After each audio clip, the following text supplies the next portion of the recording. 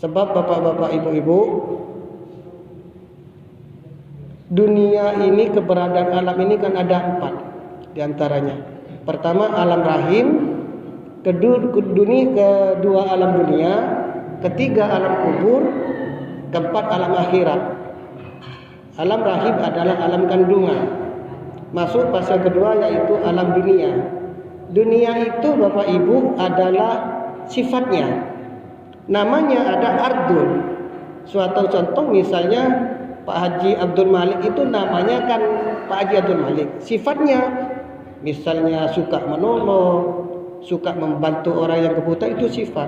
Jadi dunia itu namanya ardun, sifatnya adalah dunia, namanya ardun. Dunia artinya cepat, bisa dikatakan rusak. Jadi semua apa yang ada di dunia ini bakal rusak, dan fasenya itu sangat cepat dan fana. Suatu contoh misalnya kita tidak pernah ketemu suatu teman atau siapa, begitu ketemu udah cepat banget perubahannya. Tahu-tahu udah ada yang punya anak 3, 2, 4, udah ada yang ubanan, esennya udah kelihatan, maksudnya ada giginya udah begini.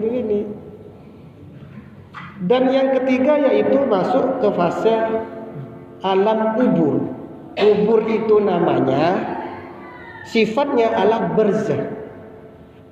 Sifat dari kubur itu adalah barzakh. Apa itu barzakh? Barzakh itu sekat, pembatas. Firman Allah di dalam surah Ar-Rahman ayat ke-20, bainahuma barzakhul la yabghiyan. Di antara mereka, di antara alam dunia dan alam akhirat itu ada barzakh. Barzakh itu penyekat, bainahuma barzakhul la yabghiyan, yang tidak bisa menembus di antara keduanya, kecuali ada 3. Apa itu? Di antaranya itu yang nomor 1 amal jeriyah. Amal soleh adalah amal yang diridhoi Allah, yang menghasilkan hasanah melahirkan ajrun itu adalah pahala. Itu aja yang bisa menembus dari alam dunia menuju ke alam barzakh. Baru setelah itu fase akhiratnya. Allah berfirman di dalam Al-Quran ayat yang ke-100, Al-Hidayah, Al-Hadiyat ayat ke-9, afala ya'lamu idza busyira ma fil kubur wa husyila ma fis sudur. Apakah tidak tahu ketika manusia itu dihamburkan, bahasanya dihamburkan Bapak Ibu, bukan dikeluarkan.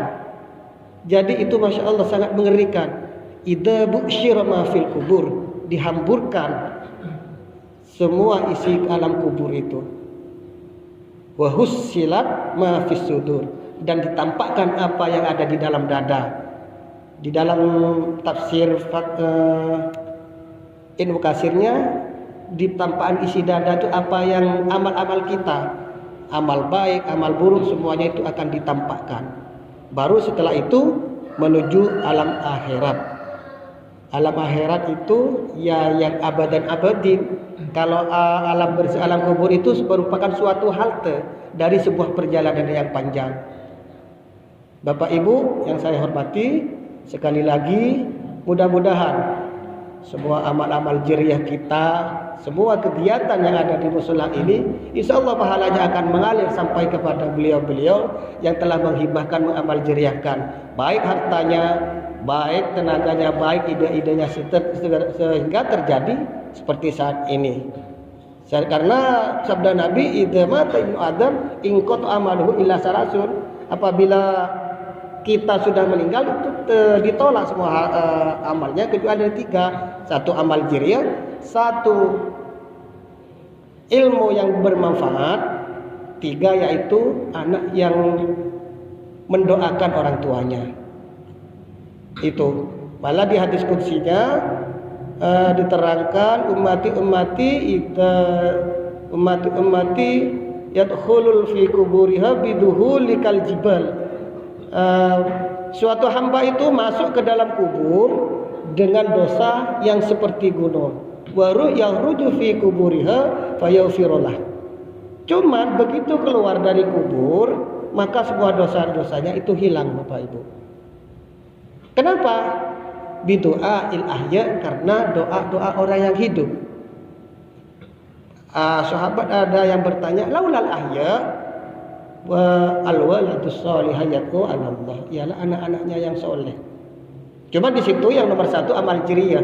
Kenapa? Karena kalau amal jariah, baik yang kaya baik yang miskin itu masih bisa melakukannya. Kalau alim itu masih agak sulit. Apalagi kalau yang anak soleh, kadang orang ada yang nggak punya anak. Maka yang pertama itu amal jariah. Mudah-mudahan kita menjadi orang yang ahli beramal. Dan mudah-mudahan kita dijauhkan dari sifat hati. Apa sifat hati? Di antaranya iri, dengki, sombong. Sebab penyakit itu ada dua, Ibu. Ada penyakit hati, ada penyakit luar. Dalam hadisnya likulli da'in dawa'un. Segala penyakit itu pasti ada obatnya. Seperti sakit kepala obatnya ada. Kalau dawa itu penyakit luar. Kalau penyakit hati itu namanya maridun. Fi qulubihim maradun fazadahumullah. Di dalam hati mereka ada penyakit. Orangnya masih gagah segar bugar.